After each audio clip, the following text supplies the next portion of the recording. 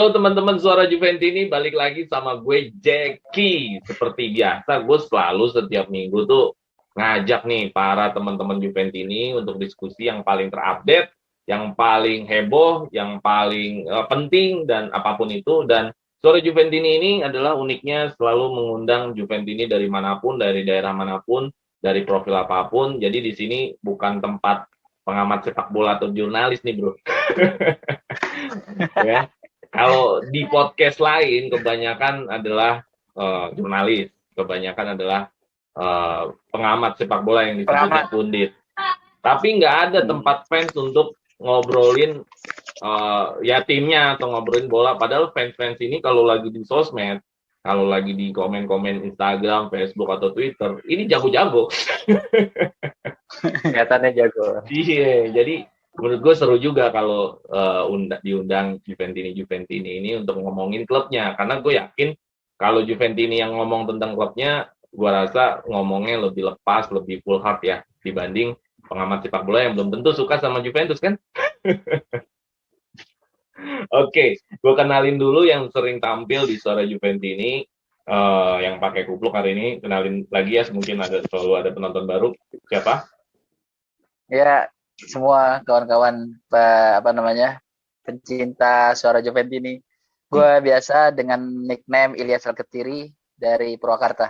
Purwakarta. Oke, thank you ya sudah sering hadir. Terus yang pakai jersey ini ada siapa? Halo semuanya, gue bisa dipanggil Ali, lokasi di Jakarta.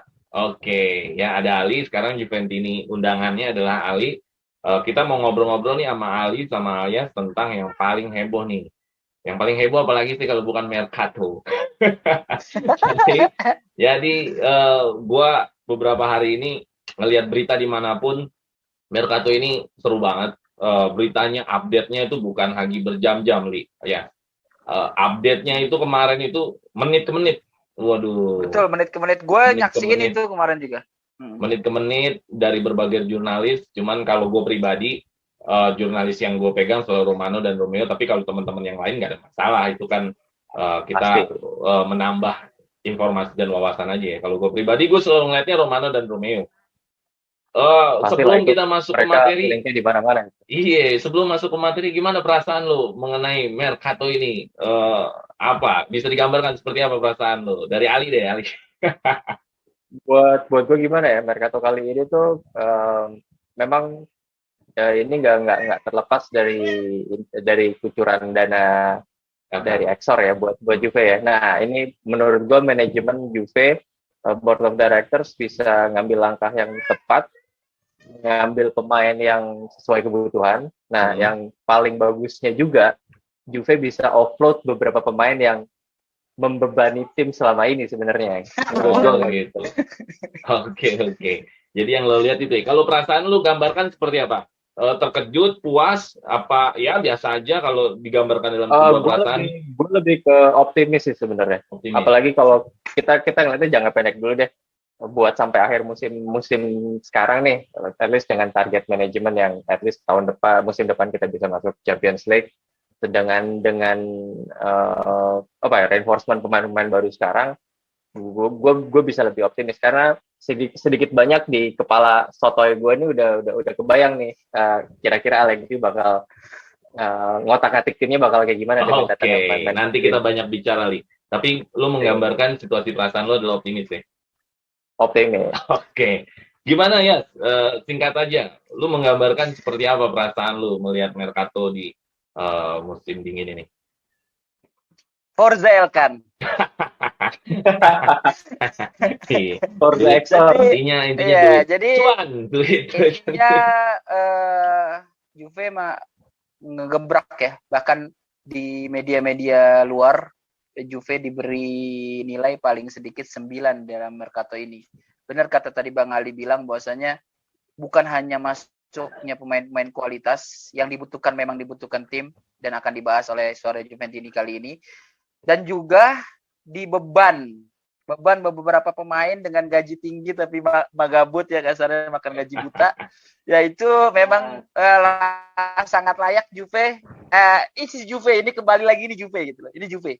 Ini Oke. kita kembali lagi di Juve dan gue ngerasa senang dengan hal ini. Forza Oke. Elkan tapi bukan Agnelli.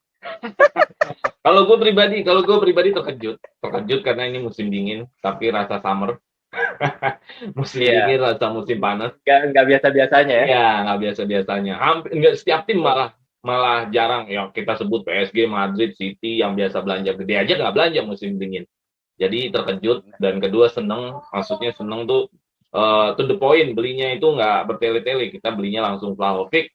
Jadi gue pikir ini adalah serius. Jadi winter ini terkejut dan gue senang, puas lah intinya. Tapi sebelum kita panjang mengenai perasaan kita ini, kita pengen bahas langsung tentang siapa yang kita datangkan di musim dingin ini ya. Oke, di musim dingin ini kita kedatangan yang nggak diduga-duga, bukan diduga orangnya sih emang diincar. Yang gua merasa tak terduganya adalah kok bisa secepat ini.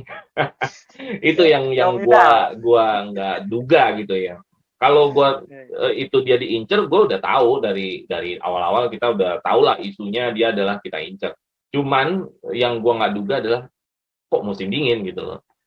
Di sore Juventus berikutnya kemarin gue udah sering banget bahas Vlahovic. Tapi kita mau bahas lagi Vlahovic dari sisi ternyata dia bukan memilih nomor 9 ya. Memang nggak etis juga ya, kayaknya nggak sopan juga. Merasa masih ada digeser. Karena kan dia bukan CR juga yang bisa mindahin nomor ya nggak? Iya betul ya. Tapi jadi ternyata ada available nomor 7 iya, ya. jadi nggak sopan juga. Tadinya isu sebelum ke nomor 7 ini adalah 28. Nggak ada yang kepikiran, nggak ada yang isu-isu dia bakal milih nomor 7. Dan kenapa harus gua angkat ini? Pertanyaannya adalah gini, apakah pemilihan Vlahovic nomor 7 ini ingin seperti CR7 yang fenomenal dalam arti kata bisa gacor, bisa gol, ataukah kalian punya informasi lain tentang kenapa kok jadinya milih nomor 7 gitu? Karena ini kan uniknya disambung-sambungin sama kemarin CR7 pakai ini. Ya dulu gimana ya? Cuan sih is everything. Oh, maksudnya gimana? Jadi ngedongkrak penjualan Juve. Kita beberapa saat sebelum Vlahovic di dealin itu, Juve termasuk 5 besar penjualan jersey terbanyak di dunia.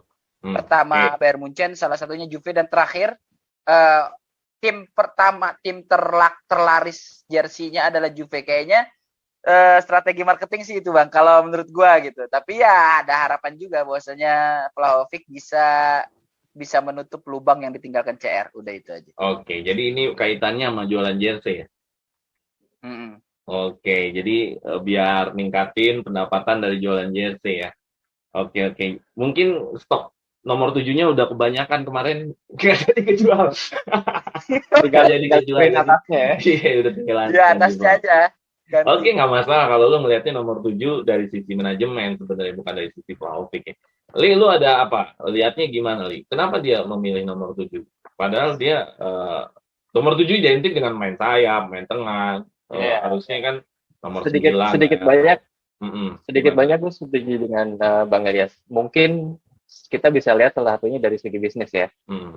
Kayak let's say nomor 7 itu kan nomor cantik ya, buat gue 2022 ini nomor 7 sayap atau penyerang itu udah sedikit sesuatu yang ketinggalan zaman lah. Nah, satu lagi selain dari segi bisnis, nomor 7 ini nomor bagus, diharapkan bisa mendongkrak penjualan kaos. Buat gue juga ini jadi apa ya? Jadi kayak sinyal Juventus buat bilang ya nomor-nomor cantik nih kayak Vlahovic, Dybala itu bakal jadi pusat dari tim Juve untuk kedepannya. Karena kita lihat Vlahovic umur berapa sih? 22. 2 musim terakhir dia nyetak 30 gol. Prospek ke depan jangka panjangnya kan bagus banget nih. Nah, itu juga apa ya, semacam pesan tersirat dari manajemen Juve kalau this is our guy, masa depan Juve bisa jadi di dia terus gitu. Oke, berarti ini nggak ada hubungannya dengan Vlahovic. Gue lihat-lihat juga informasinya dia juga mengidolakan CR. Well, mungkin bisa jadi ya semua gayung bersambut aja kali ya. Ternyata nomor 7 available kan, nomor bagus juga, dan dia bakal jadi frontman Juve ke depannya juga, ya kenapa enggak gitu loh. Oke ya, jadi termasuk kejutan juga Vlahovic milih nomor 7 karena Ya. kebetulan nomor 7 kemarin habis bekas pakai CR juga nggak bisa dibilang nggak gacor di Juventus 100 gol 100 gol Gacor, tiga musim. justru. jadi 30 gol semusim ya gue berharap Vlahovic bisa melebihi dari CR. Memungkinkan nggak menurut lo, Li? Mungkin, tapi apa ya, challenge-nya bakal banyak sih. Tapi kalau Challenge-nya bakal kalau banyak. dibilang mungkin apa enggak, menurut gua akhir musim at least dia di atas 25 gol tuh masih bisa banget. Sekarang udah 17 gol kan. Oke. Hmm. Oh 17 gol di Fiorentina nih. Ya, sekarang dia di Fiorentina. Ya ntar di Juve tambahin 10, 11. Bisa lah. Iya.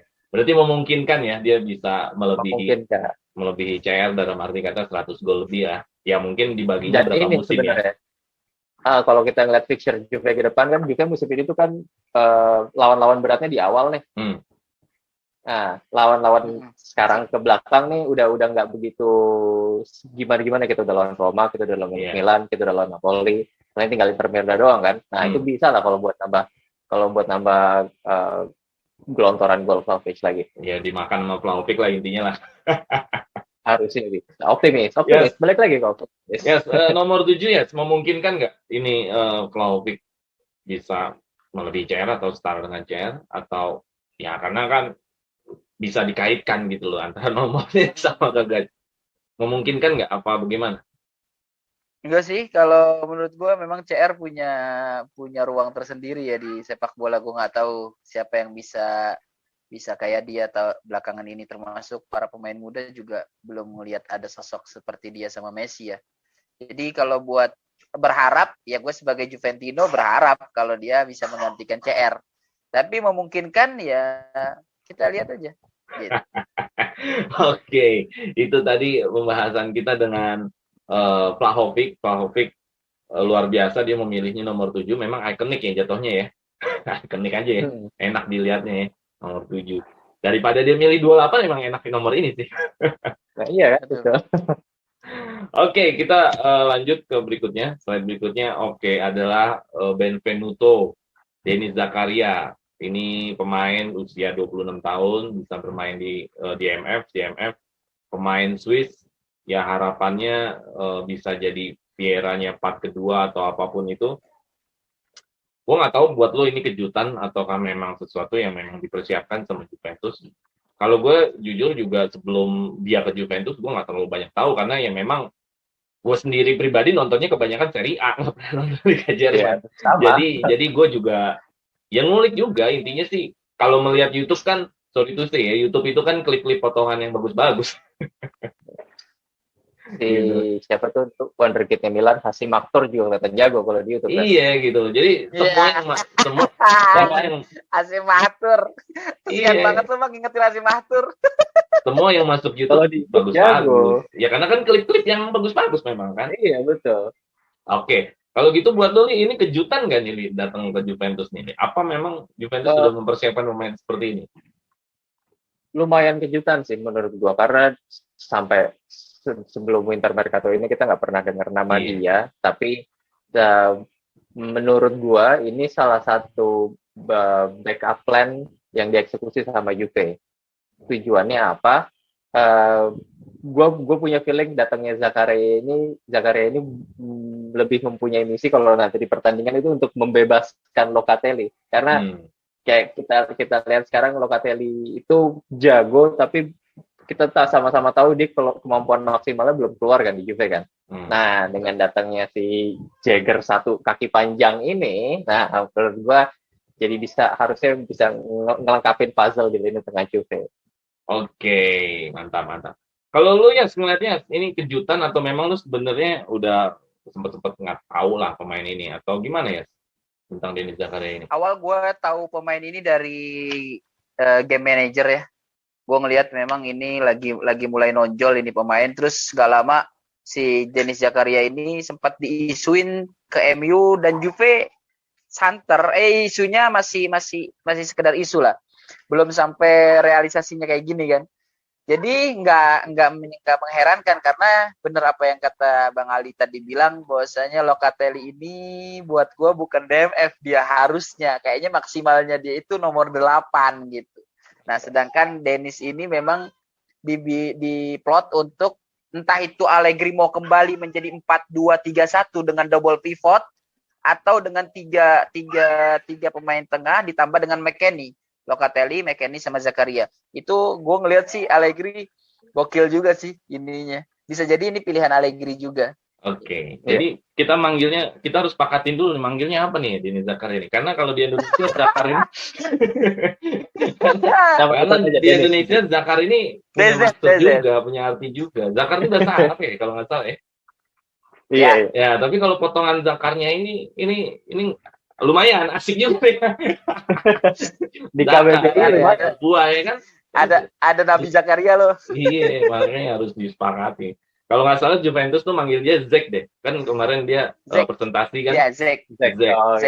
Presentasi. Dia panggilnya Zek. Jadi di Indonesia nih harus pastikan dulu nih panggilnya siapa nih, komentator nih. Ya Zakar menendang bola kan enak denger.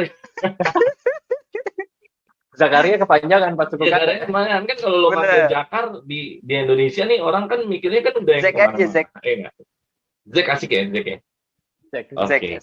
Nah, mengenai Dennis Zakaria ini, tadi lu udah sempat bilang bahwa ada yang membebaskan Locatelli, terus bisa main double pivot, apa segala macam. Ini penting kita harus tahu datanya sejauh apa, secara, ya mungkin kalau datanya secara tekniknya banyak sekali, cuman gue ambil dari sisi pertahanannya si Dennis Zakaria, dari sisi serangannya, dan dari sisi kualitas passing.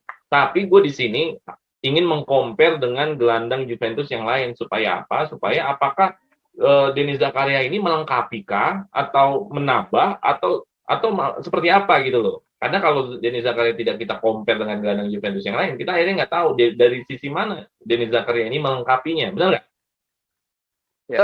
Ya, jadi kita pengen compare dari sisi mana Dennis Zakaria ini melengkapi gelandang-gelandang Juventus yang lain. Nah, kita langsung ke slide berikutnya. Oh, sorry. Oke. Dari sisi defense, gue ada 4 kategori. Kategori yang pertama adalah tackle dan intercept. Kategori ketiga dan keempat adalah clearance dan block setelah slide ini. Karena kategori defense banyak sekali ya. Ini belum aerial one segala macam. Gue takutnya kita 3 jam ngomong gitu. Jadi gue ngambil kategori-kategori yang memang sering banget dipakai. Maksudnya pemain ini pasti akan gunakan skill-skill ini dalam mereka memainkan match-nya. Kategori pertama, kategori kedua dalam hal defense adalah tackle dan intercept. Di sini Dennis Zakaria punya poin 1,5. Oh ya, sebelumnya data ini dari WhoScore, teman-teman yang nonton ini bukan sotoynya soal Juventus ini gue juga nyalin doang. Ingat nih, gue nyalin aja nih. Gue nyalin dari data WhoScore. Jadi gue kerajinan nyalin ke sini. Jadi teman-teman bisa lihat lagi datanya di WhoScore, ini bukan karangan soal Juventus ini. Ini gue pengen tahu dari sisi alias, dari sisi Ali seperti apa melihat dari tackle dan intercept. Tackle-nya Zakaria adalah Zek ini 1,5 dan tackle-nya intercept-nya Dennis Zakaria 1,2. Dari sisi tackle, Zakaria Rabiot Locatelli punya kualitas yang sama. Yang ketinggalan adalah McKennie dan Arthur Melo. Tapi dari sisi intercept, Zakaria ini bagus bersama McKennie.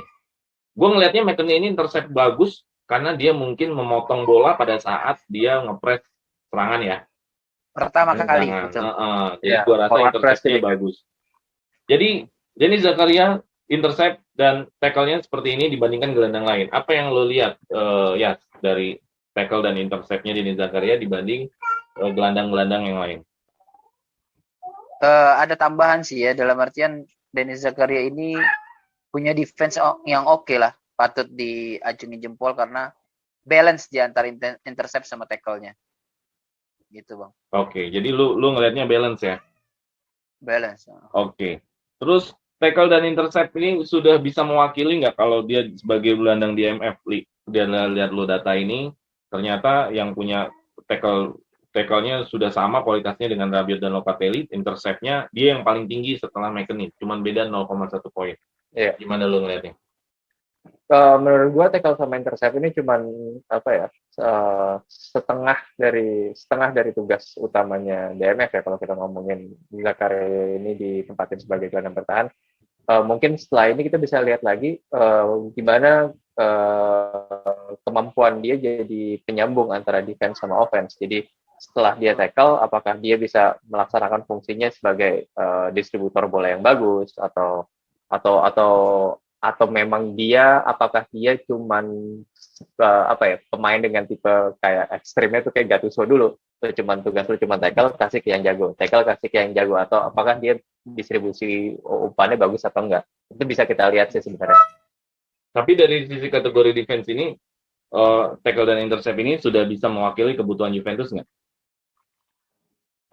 Iyalah, dan menurut gue juga pasti setelah dia nanti beradaptasi dengan tim, kita harapkan statistik defense-nya ini bisa makin naik dan bisa ngebantu tim lebih lanjut ya.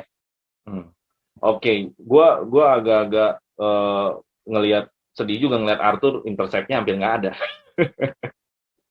Karena memang tipe mainnya kan dia kan bukan yang Flamboyan. secara fisik gitu, flamboyan. Berarti kan, Arthur ini jangan dibiarin sendirian berarti di tengah.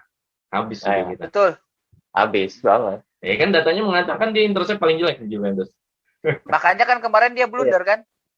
Iya, kayak pas lawan siapa tuh ya? Dia Benevento. Verona. Verona juga. Verona kan dia kan di press di depan hilang bobolan kayak gitu. Oke, kita lanjut ke kategori berikutnya dalam hal defense. Kategori berikutnya adalah clearance dan blocks. Clearance, Zakaria paling tinggi. Jadi artinya clearance ini ngomongin area kotak penalti, sapu bersih. Jadi ini duel di dalam kotak penalti nih. Blocks itu berarti ada shoot, entah itu dalam kotak penalti atau luar kotak penalti yang mengarah ke gawang, dia berhasil blocks. Luar biasa Denis Zakaria, clearance-nya bagus, jadi duelnya harusnya bagus. Untuk masalah blocks, kurang luar biasa juga ini.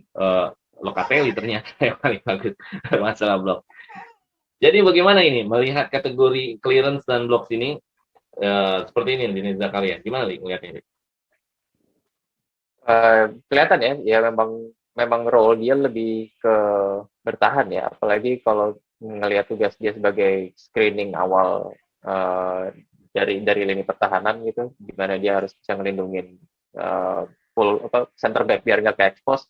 Clearance sama statistik clearance sama blocks ini memang kelihatan kalau dia bisa menjalankan fungsinya ya selama ini, at least di tim terdahulunya.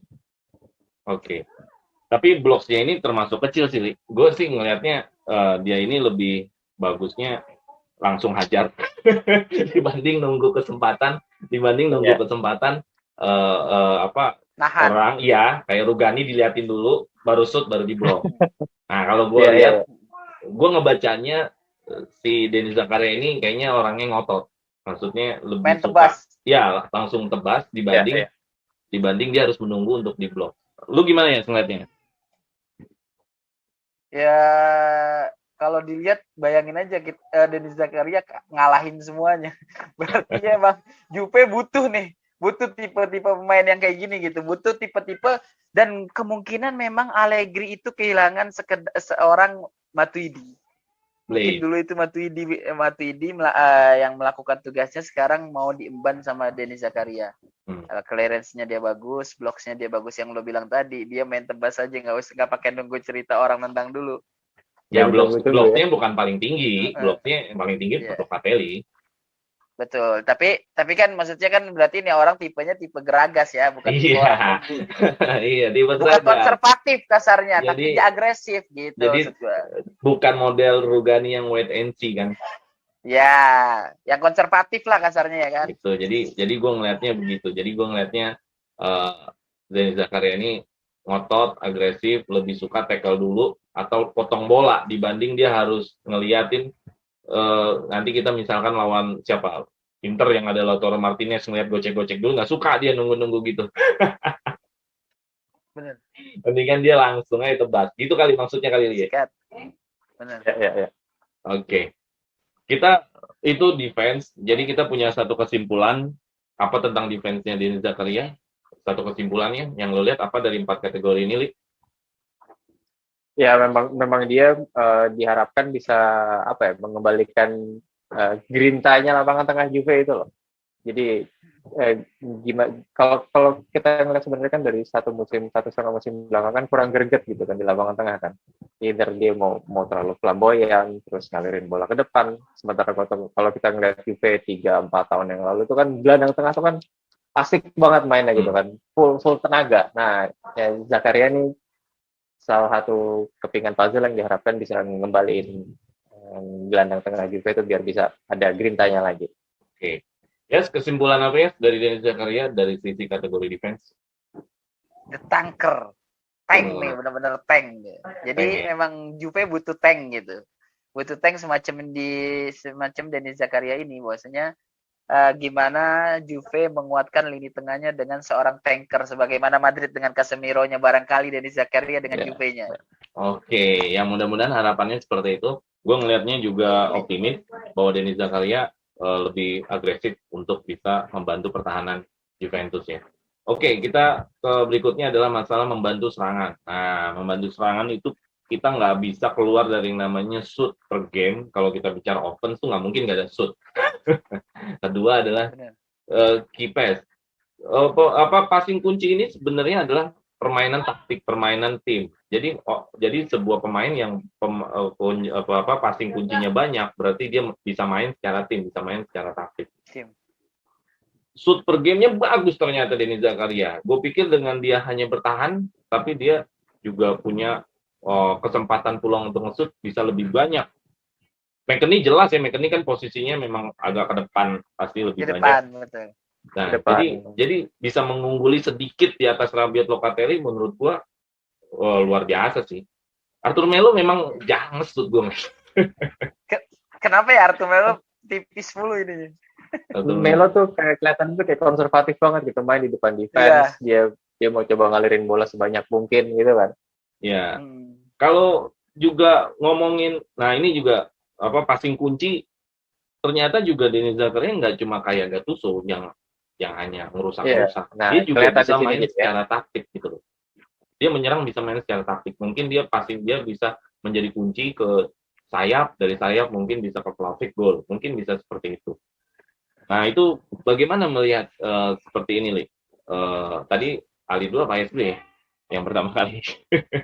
Nah, Ali dulu ya, nggak apa-apa deh. Melihat shoot per game dan key pass-nya ini, passing kuncinya ini juga Denis Zakaria nggak bisa dibilang jelek. Bahkan di shoot per game-nya juga sedikit di bawah McKennie. Gimana, Li? Ngeliatnya, Li? Dari dua statistik yang kita bisa bilang statistik menyerang ini kelihatan ternyata kalau si Z ini versatil juga ya. Kalau mungkin statistik tadi itu kita lihat ketika ditempatkan sebagai DMF, tapi kan ternyata sepanjang pertandingan dia bisa kelihatan membantu serangan juga ya, sampai bisa 1,1 shots per game, terus 0,6 kipas per pertandingan. Itu kan buat gue bukan suatu statistik penyerangan yang jelek. Oh iya betul, di atas Rabiot. Iya makanya. Di atas Rabiot. Jadi gue rasa dalam hal offense ini, gue rasa Zakaria ini nggak mungkin stay seperti kayak hanya bertahan saja. Nggak akan sekonservatif itu. Kita semua nanti tuh either 3 gelandang atau 4 gelandang yang dipakai Allegri, puncaknya pasti itu bahkan gue akan mungkin bisa free roll ya, dia ngisi posisi satu sama lain juga ketika menyerang atau bertahan. Ini yang gua kaget adalah Rabiot dalam passing kunci sedikit banget. Jadi ini dia sering bantu maju untuk ngapain ini sebenarnya? Itu untuk shoot. Shoot ya. Oke. Jadi Rabiot ini harus lebih mempertajam lagi nih passing kuncinya nih. Arthur Melo aja yang main di belakang aja dia masih memberikan umpan-umpan taktik kan istilahnya. Lihatnya gimana ya? Passing kunci dan shoot per game-nya dari Zakaria. Ternyata dia memang nggak bisa juga diplot hanya untuk merusak serangan lawan. Ternyata dia juga bagus untuk menyerang. Gimana ya setengahnya? Betul. Kalau buat gue ini dia balance ya antara menyerang sama bertahan. Bisa jadi memang Allegri mengincar gelandang pengangkut air sebenarnya. Itu loh, bukan gelandang pencari ruang sebagaimana McKennie yang ditugaskan sebagai gelandang setipe Khedira. Jadi yang tadi Bang Aldi bilang bisa-bisa Allegri jadi free roll nih, tiga gelandang bermain dengan tipe yang berbeda-beda, dibiarkan dibiarkan akhirnya jadi satu kesatuan di lini tengah gitu loh Bang. Oke. Menurut gua bisa layak ditunggu sih. Ya, jadi ofensifnya dari Denis Zakaria ini Balance juga dia, bagus balance juga. ya. Jadi nggak hanya sekedar gaprakin kaki orang doang ya. Iya benar. Oke, dari kategori lain tentang penyerangan ini adalah di dribble dan kontrol yang buruk. Artinya kerebut sebenarnya bahasa Woodscore pengen bilang kerebut tuh gitu ya. Karena kan kalau lagi nyerang yang berbahaya itu kan bola kita kerebut, bener nggak? Betul. Dari sisi dribble ini dihitungnya ini ke arah gawang ya, yang menuju membahayakan ke arah gawang. Dribble ini bukan menyamping. Ini adalah dribble yang dihitung mengarah ke gawang, yang membahayakan buat tim lawan. Dribblenya luar biasa ini dari Zakaria ini. Paling tinggi di atas yang lain. Paling tinggi dari yang lain ya. Berarti percaya dirinya tinggi. Berarti ini Denis Zakaria ini nggak bisa dibilang dia hanya dapat bola langsung passing. Dia berani juga untuk berani ke depan. Kalau untuk kontrolnya jelek, berarti kan makin tinggi makin jelek ya. Kalau untuk ini kan masalah keburukan kan, poinnya kan begitu nilainya. Paling bagus mempertahankan bola di sini baru Melo menang Arthur. Ya. Dia paling lengket ternyata bola. Gimana nih ngelihat dribblenya si Denis Zakaria? Ya bagus dan kontrol bolanya ya sama juga dengan yang lain. Ya, kalau dribblenya sih ya mewah ya, dia jauh bedanya dengan yang lain. Tapi kalau kontrol bolanya ini, aduh, berarti memang jangan sampai setipe Juan yang tidak bisa membaca timing, itu aja sih. Gue berharap dia lebih asah timingnya. Iya, Juan Cuadrado. Jadi berharap Denis Zakaria ini punya momentum belajar tentang apa itu timing. Kalau udah kayak gitu kayaknya bisa gila. Oke, ya gimana kategori ini, Li?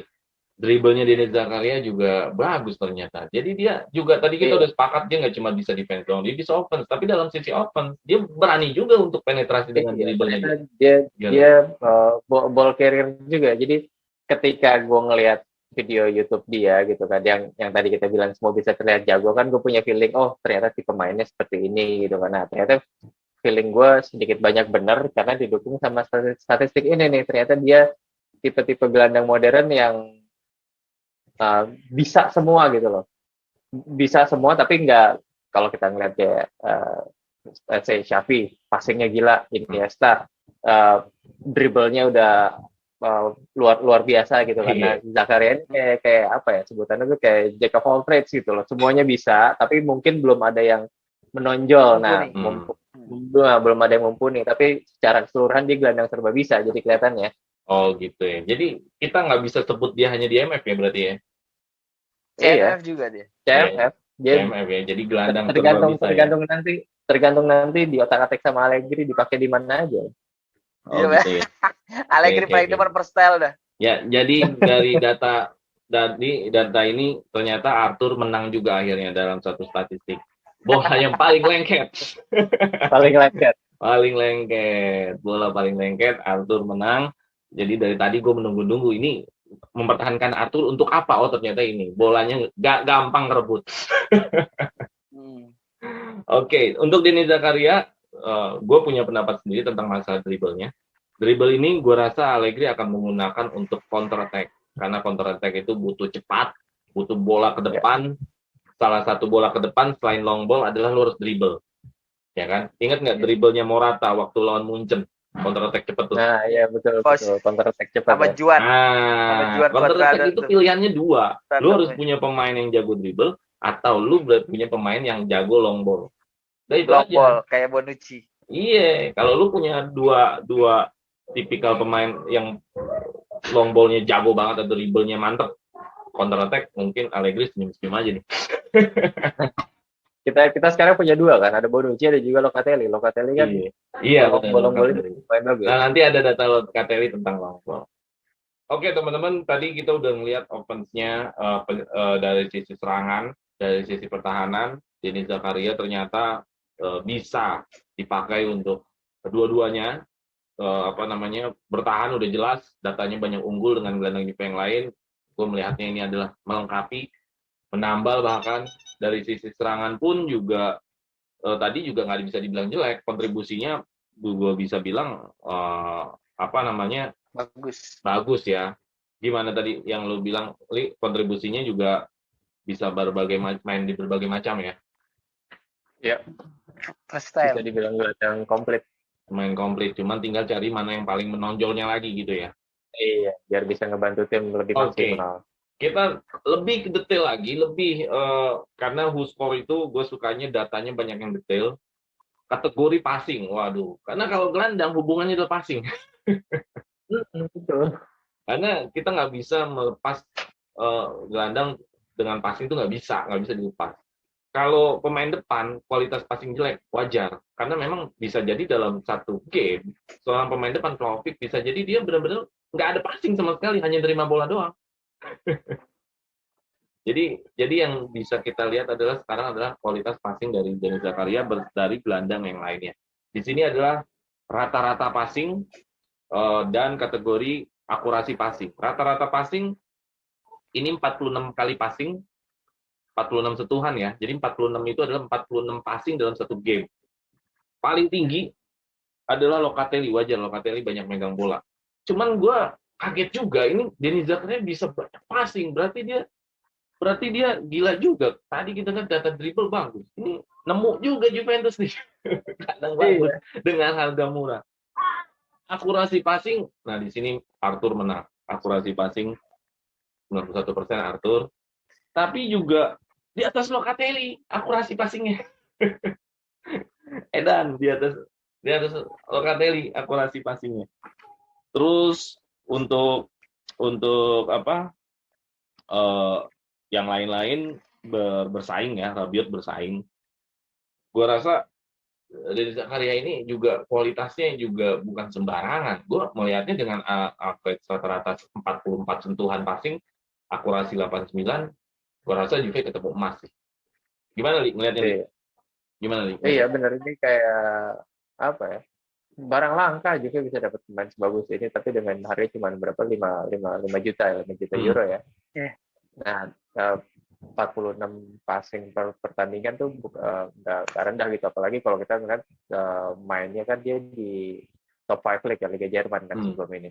Nah, paling dari sini nanti kita bisa lihat apakah jenis-jenis passingnya dia ini cuma ke samping doang atau kita bisa dapat progresi passing yang ke depan gitu kan. Kalau ternyata sebagian besar dia bisa passing ke depan dengan akurasi 89%, oh bagus banget. Jadi lengkap banget malah ya. Makanya paket komplit ini. Iya, paket komplit ya. Oke. Gimana ya melihatnya? Akurasi passingnya nggak jauh beda sama Locatelli. Terus jumlah sentuhan passingnya juga bersaing sama Locatelli. Ya, bersaing lah. Iya. Dia memang diincar lama sih, dari diincar banyak tim juga kan, dari MU juga ngebet banget, punya dia, Rangnick juga pengen banget sama dia kan. Jadi memang Denis Zakaria ini mungkin bisa jadi emas ditumpukkan jerami kasarnya, atau ya spesial itulah kasarnya. Jadi ternyata kalau kita buka lagi datanya, memang Denis Zakaria ini kelihatan bagusnya ya. Ya karena nggak kelihatan komplit ya, paket komplit. Karena dia bukan main di Munchen aja, namanya nggak keajak media atau Dortmund ya. Ya. Itu nggak sih, Li? Ya. Khas Liga Jerman lah. Selain dua tim itu kan kita kan bisa kelihatan buta kan, kecuali kalau memang kita profesional scouting yang nge-scout pemain-pemain unik kayak gini. Tapi ternyata oke juga ya. Oke. Ini gue sih salut sih sama scoutingnya Juventus, bisa melihat tadi yang kata lu ya, ada emas ditumpukan jerami. Bukan jarum. Oke. Jadi itu seperti itu. Kalau jarum kan susah. Iya. Akurasi passingnya Arthur yang terbaik. Jadi kalau Arthur lebih ngotot, kayaknya sih gila juga sebenarnya. Lu tau nggak data Toni Kroos, sentuhannya dalam satu game berapa? Gue pernah lihat di WhoScore. Gue pengen tahu sekelas Toni Kroos berapa sih rata-rata passingnya dalam satu game? 100 passing. Iya, di atas 90. Toni Kroos, Xavi, Iniesta. 100 passing. Iya, di atas 90 semua tuh kalau pemain-pemain top class kayak gitu tuh.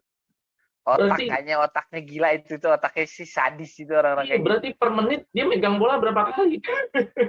Iya. Iya makanya. Pemain Juve yang terakhir bisa punya statistik passing atau sentuhan di atas 90 tuh Pirlo sama Marchisio. Dulu Marchisio tuh kalau kalau nggak salah 2016 2017 tuh kan sempat ditaruh di posisinya Pirlo tuh jadi regista tuh. Itu di jalan juga tuh ternyata. Bisa se Pirlo itu gitu kan. Nah, setelah lewat gitu tuh even Pjanic tuh juga nggak segitunya. Oh iya. Ini kalau kita mau compare ke gelandang-gelandang dunia, nanti dulu deh. Iya benar. Nanti aja dulu. Memang belum saatnya. Ini, Masih setengahnya coy. ini compare Iya, internal iya. aja dulu, compare internal. Ngeri-ngeri sedap soalnya. Masih setengahnya coy itu kita. Iya, compare internal aja dulu, jangan compare keluar ya. Iya, Tapi kalau gua- kompet gua- keluar malu-maluin. Tapi itu Gimana? mungkin juga tergantung taktik tim masing-masing kali ya. Kalau kita ngelihat Betul. kayak peaknya Barcelona, Madrid, mereka main dengan suatu sistem yang memang mengontrol Poros. pertandingan. Betul. Iya, mungkin banget seorang gelandang bisa dapat passing sama sentuhan di atas 90 itu. Iya, gue pas buka Toni Kroos, average patch-nya berapa? Rata-rata passing 100. Gila, gelandang Juventus 40-an paling 40-an paling tinggi. Wah, gila sesuai harga emang. Oke, kita lanjut lagi ke berikutnya, ngomongin compare gelandang lain kalau menang UCL aja ya. Ya, bisa. UCL aja Atau ya. lewat semifinal lewat. Ya, ada semifinal barulah kita compare sama gelandang lain. Oke, kita ke long ball. Long ball ini data long ball dan true ball ini adalah umpan panjang. Umpan panjang ini bola udara. Gue nggak tahu apakah umpan pendek dihitung. Umpan pendek itu pasti harusnya true ball ya. True ball ini umpan terobosan ya. Ya. Long ball, wah Locatelli yang jagoan. Nggak ada yang bisa lawan. Tapi juga Denis Zakaria mengungguli Rabiot. Rabiot ampas banget ini. Jagoan long ball jagoannya kita Arthur sama Locatelli. Wah jauh nih Locatelli jauh. Locatelli udah ini dewanya di sini nih. Ini di sini dewanya nih. Tadi dia enak banget tuh kalau kita ngeliat dia mindah-mindahin bola ke kiri kanan gitu tuh. Tapi masalah umpan terobosan habis semua. Hampir bisa dibilang mungkin dihitungnya sama skor gini, umpan terobosan yang menyebabkan menjadi assist dan gol ya. Betul, Trokball itu Ya, begitu. betul. Trokball memang gitu. Nah, kalau dia tidak menyebabkan menghasilkan gol, dia nggak bakal hitung. Nah, ini mungkin sangat sedikit karena berarti selama ini Juve jarang banget dapat umpan terobosan gol. Betul. Data ini membuka kok bisa-bisanya gelandang Juve nggak ada umpan terobosan. Build up play-nya Juve kan jarang kita ngeliat ya umpan terobosan jadi peluang. Kan lebih banyak dari sayap kan kita sekarang kan. Cuadrado kan raja asisnya kan Cuadrado kan dari crossing. Dan kemarin kita nggak punya striker yang penempatan posisinya bagus. Jadi mau di Trokball apaan? Iya. Oke. Jadi susah. Kalau lihat data ini apa yang dilihat, Yes? Ya Juve butuh nggak tahu ya penyegaran permainan kayaknya ya. Dengan adanya Vlahovic ya gue berharap ada lagi nih Trokball-nya nih dihitung lagi kasarnya. Ya umpan terobosan lagi karena Vlahovic setahu gue memang salah satu striker yang nomor 9 modern lah kasarnya gitu. Oke, jadi lo harapannya dengan adanya Vlahovic data-data umpan terobosannya main Juve bisa masuk nih ke data sama Huskor ya. Gue sedih banget ngeliatnya 0-0 gitu. Raportnya jelek banget umpan terobosan Juventus. Jadi teman-teman soal Juventus ini kalau ngikutin nih pembicaraan kita, mereka ngerti bahwa ternyata Juventus sampai sejauh ini loh gelandang mengcreate, mengadon nih, istilahnya memasak nih permainan Juventus, ya kita nggak ada umpan terobosan. Apa yang lo lihat Li dari long ball dan umpan terobosan ini? Long ball-nya memang Locatelli nggak ada lawan lah ya. Paling jauh nih udah paling the best of the best lah Locatelli. Arthur Melo juga jadi memang best of the best ya. Oke, gimana nih? Kalau kita lihat dari let's say long ball ini kan bisa mungkin tidak begitu banyak menghasilkan peluang ya, tapi kalau dari through ball ini kan sebenarnya suatu indikasi gimana tipe mainnya Juve. Di sini kita lihat memang Juve jarang banget tuh nyiptain peluang dari umpan-umpan terobosan ke area-area berbahaya. Kalau dibilang apa tuh half space kan. Jadi ruang-ruang di antara back itu kan kita ngeliat Juve jarang banget main-main skema-skema kayak gitu. Kita biasanya kalau gue bilangnya quadradro cross and insya Allah kan kita taktik Juve dari 2 musim yang lalu kan gitu, karena kita masih punya Ronaldo kan gitu kan. Nah sekarang diperparah lagi, Ronaldo tiba-tiba cabut. Nah quadradro cross ya pemanfaatan peluangnya nggak seperti itu. Nah, ya ini semoga ya perkuatan-perkuatan yang dilakukan ya bisa ngebantu permainan Juve lagi nih, biar bisa lebih atraktif ya. Oke, berarti dengan adanya Vlahovic mungkin bisa menjadi alternatif lain selain crossing tadi ya. Alternatif lain selain crossing juga. Dan tentunya kita berharap juga Dybala fit terus ya, karena kan salah satu problem utamanya Dybala kan fitness. Dia main bagus tiba-tiba cedera, dia main bagus tiba-tiba cedera. Sementara dia sebenarnya pemain paling berbahaya juga di sepertiga lapangan terakhir tuh Dybala selama ini. Betul. La Joya. Mungkin kita suatu saat nanti harus buka data dari hasil crossing berapa. Kalau dari crossingnya dikit, berarti semua golnya adalah nekat semua nih, penetrasi, acak-acak. Bener. Mesti bongkar data ini. Jadi bukan gol taktik ya, karena umpan terobosan ini kan gol taktik ya. Gol lihat dari skema permainan kan. Gol taktik gitu, bukan gol karena kemampuan individu. Jadi kalau kebanyakan gol individu berarti Juve ini lebih banyak nekatnya berarti. Keberanian kan, karena individu itu keberanian. Kita kalau main bola kalau nggak ada rasa berani juga nggak berani masuk. Paling betul lagi kan. Nah itu datanya mengenai 4 kategori mengenai passing. Denis Zakaria ternyata luar biasa pemegangan bolanya, maksudnya passingnya banyak, dan itu bisa dibilang saing dengan Locatelli. Akurasi passingnya juga udah di level memang harus bermain dengan Juventus. Ya. Terus juga di long ball-nya memang Zakaria ini udahlah nggak usah lah, nggak apa-apa, karena udah diwakili oleh Locatelli dan Arthur. Terus passing umpan terobosannya hampir semuanya belum bisa maksimal. Jadi kita menunggu siapakah yang menjebolkan. Karena ada satu kejadian umpan terobosan bagus atau long ball bagus, bola chip dari Locatelli ke Morata waktu lawan Chelsea, nggak jadi gol. Ya betul. Yang mana masuk datanya? Thiago kan. Ya nggak jadi gol, ya nggak dihitung sama Wolfsburg. Oke lah, satu kesimpulan dari ngelihat 6 kategori tadi, dari offense, defense, dan passing, apa satu kesimpulan buat lo ya tentang Denis Zakaria?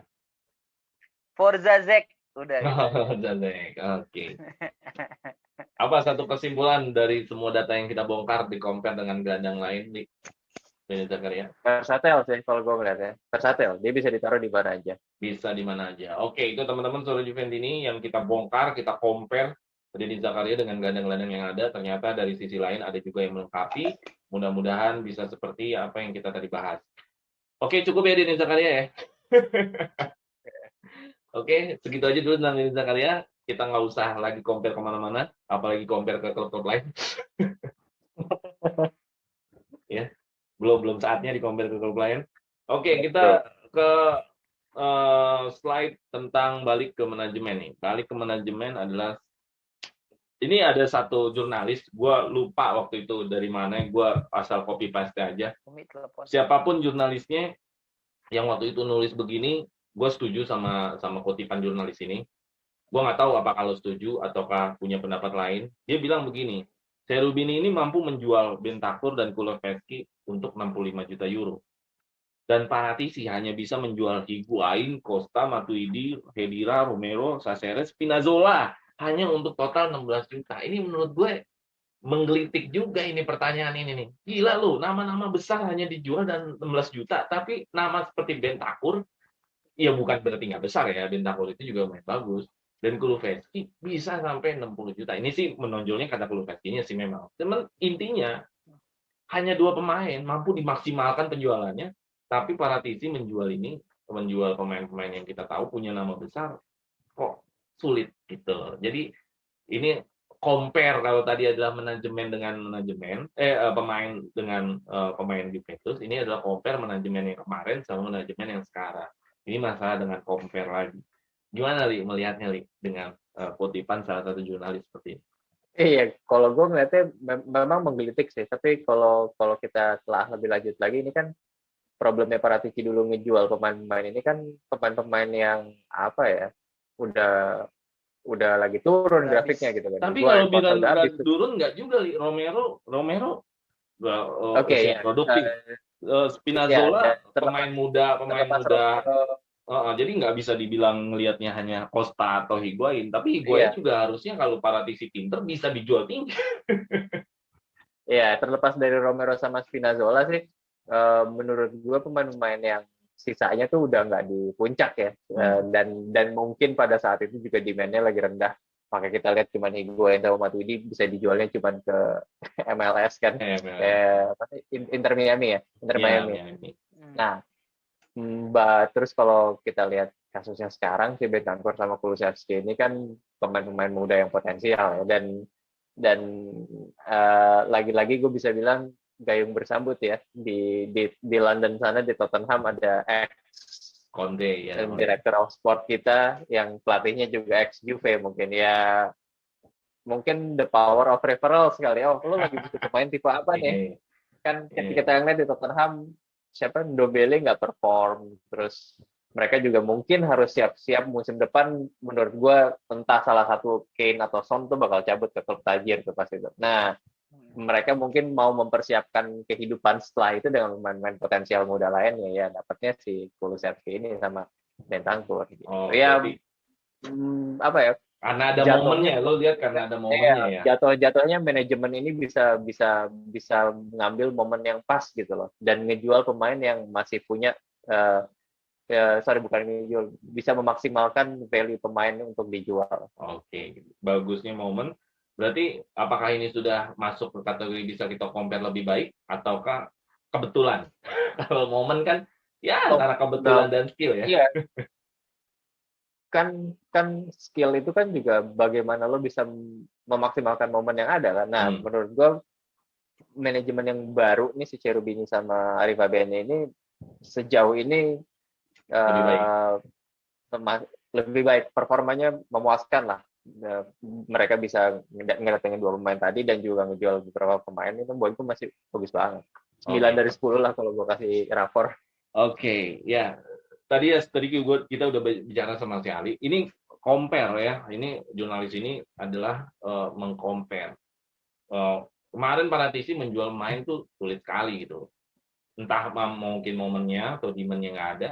Tapi Cherubini bisa gitu mengedepankan Bentancur, Kulusevski jadi juga gitu untuk di harga yang nggak murah gitu, 65 juta, si Kulusevski 40 juta, sisanya Bentancur. Jadi apakah sudah bisa dikategorikan lebih baik? Apakah memang ini kebetulan aja? Berarti kan kalau kebetulan belum tentu ada momen lagi kan ke depan, benar nggak? Karena kan bukan skill, kebetulan. Iya. Oke, gimana? Itu udah hampir dijawab semuanya sama Bang Ali. Cuman kalau gua buat ngeritik artikel ini, menurut gua nggak apple to apple kalau disamain atau dibandingin antara Bentancur, Kulusevski sama yang dijual Paratici gitu. Kalau mau Ramsey, dengan keluarnya Ramsey itu nilai plus untuk Cherubini dan Arriva Bamane. Gitu loh. Kenapa? Karena sama-sama di usia senja, sama-sama memang nggak laku kasarnya. Nah juga tapi ini masih ada gitu. Romero, Mas Spinazzola waktu keluar belum usia senja. Nah, kalau mau di compare Spinazzola sama Romero pun sebenarnya nggak layak. Kenapa nggak layak? Satu, Spinazzola tukeran sama Pellegrini, Romero sudah ada perjanjian sebelum penjualan saat dia lagi bagus-bagusnya. Dia kan udah dikontrak duluan sama Atlanta.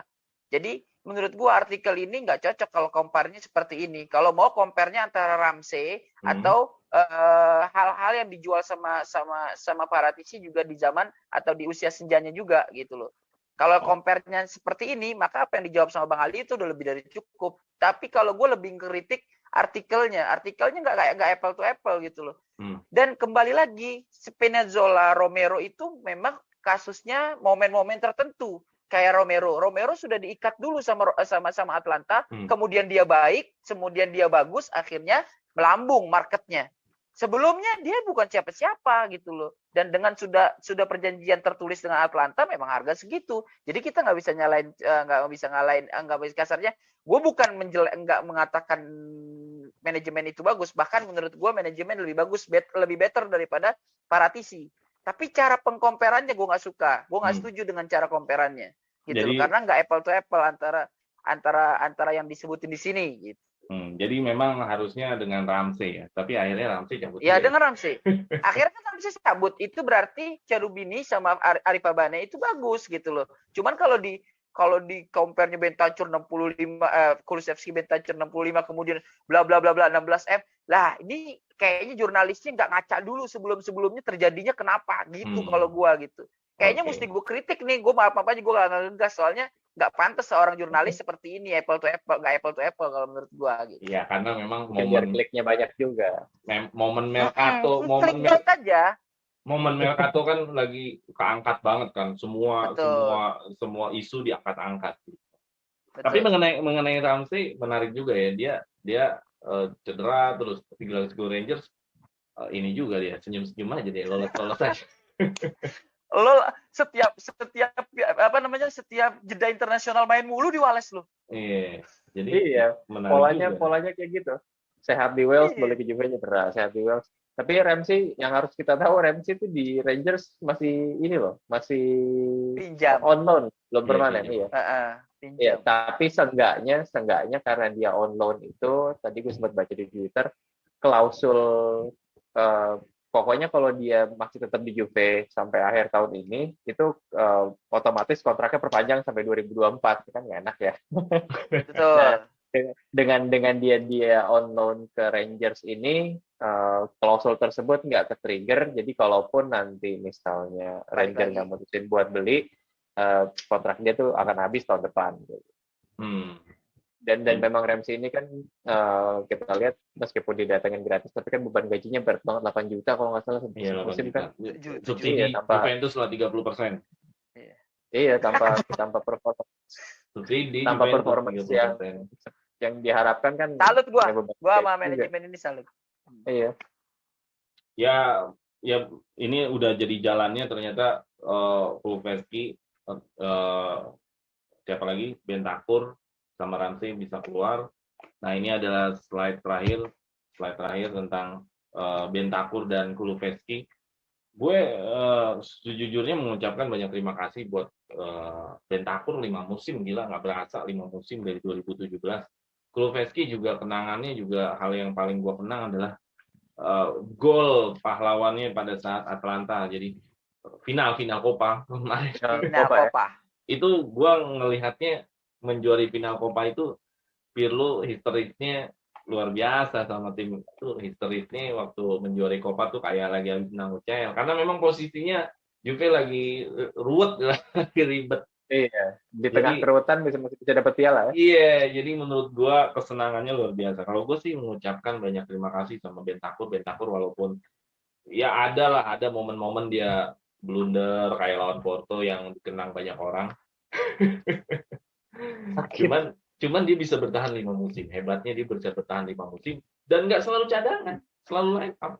Maksudnya ya beberapa pertandingan kayak habis itu cadangan. Artinya Bentancur dari Allegri ke Sarri ke Pirlo selalu menjadi pilihan juga. Kulusevski tentu jelas di zaman Pirlo dia menjadi pilihan. Gimana Kulusevski dan Bentancur, Li? Lu melihatnya seperti apa kemarin Juventus, dan kira-kira apakah lu punya perasaan yang sama, berterima kasih atau biasa aja seperti kayak Ramsey? Gimana Li? Enggak lah, kalau gue ngeliat Bentancur di Juve udah dari tahun 2017 dia debut Piala Dunia pertamanya juga udah pas main untuk Juve kan, dari situ nama dia udah mulai naik kan sebenarnya. Kulusevski pemain muda potensial, pemain terbaik Serie A kan pas di Parma kan, pemain muda terbaik Serie A ketika di Parma, datang ke Juve. Kita punya harapan tinggi. Memang buat gue dua pemain muda ini keduanya sangat profesional. Yang masih on loan itu Kulusevski ya? Kulusevski ya. Kulusevski masih on loan sampai akhir musim zaman dengan budget pembelian. Iya, obligation to buy ya kalau pertandingannya terpenuhi beberapa ya. Gue sih jujur masih berharap Kulusevski balik ke Juve, karena menurut gue di Juve dia belum memperlihatkan potensi terbaiknya. Ya kita doain aja semoga di Tottenham bisa jadi apa ya, sekolah yang baik buat dia. Terus kan kalau gue ngeliat di Twitter juga pas dia diwawancara di bandara mau ke London kan dia sempat diwawancara sama jurnalis tuh dia bilang kayak Sampai gue mau balik lagi. iya gue someday gue akan balik lagi ke Juve. Nah buat gue ya itu masih harapan bagus lah buat kita lihat 1-2 musim ke depan. Oke, lu gimana ya melihat Bentancur dan Kulusevski? Gue sih ya jujur oke, kemarin di Juventus walaupun ada satu sisi momen-momen yang enak, tapi ya udah banyak mewarnai Bentancur ini khususnya sih. Gimana ya sebenarnya? Siapapun yang pergi dari Juve dengan baik-baik aja, gue tetap ngucapin grazie ragazzi, udah gitu aja sih bang. Nggak banyak bertele-tele karena gimana pun juga dia pernah membela Panji, klub kecintaan kita gitu. Tetap terima kasih banyak buat keduanya. Ya kan? Gitu. Oke, paling itu aja tentang bagaimana kita udah ngomongin tentang isu yang besar minggu ini adalah tentang penutupan Mercato. Tadi di depan gue udah bahas Mercato itu lu punya perasaan yang istilahnya gila juga, keren gitu. Terus juga Denis Zakaria kita compare lah ya, kita bongkar-bongkar walaupun belum semua data. Walaupun belum semua data, tapi sudah mewakilkan lah ya bahwa Denis Zakaria ini. Di kesimpulan akhir gue ngeliat dia pemain serba bisa. Jadi nggak bisa dibilang hanya gelandang bertahan, nggak bisa hanya dibilang gelandang serang. Gitu. Terus tentang kita juga tadi bahas tentang bagaimana manajemen bisa punya momen bagus dan juga bagaimana menjual pemain juga yang bisa memberikan keuntungan buat Juventus. Dan terakhir kita harus berpisah dengan Bentancur dan Kulusevski. Untung gue sih belum ada sih jasa yang sedih ya. Lu ada nggak berdua lu? Kalau ada, ya belum. Yang legend aja kalau nempel. legend aja. Gue nggak pernah pakai name set. Oke, makasih banget Li. Thank you Li ya. Sama-sama. Ya mudah-mudahan nanti kalau gue undang lagi nggak kapok kan Li ya. Bisa lah. Okay. Enak ngobrol-ngobrol gini kita. Iya. Yes, gimana? Oke, saya thank you ya saya. Sip bang. Oke.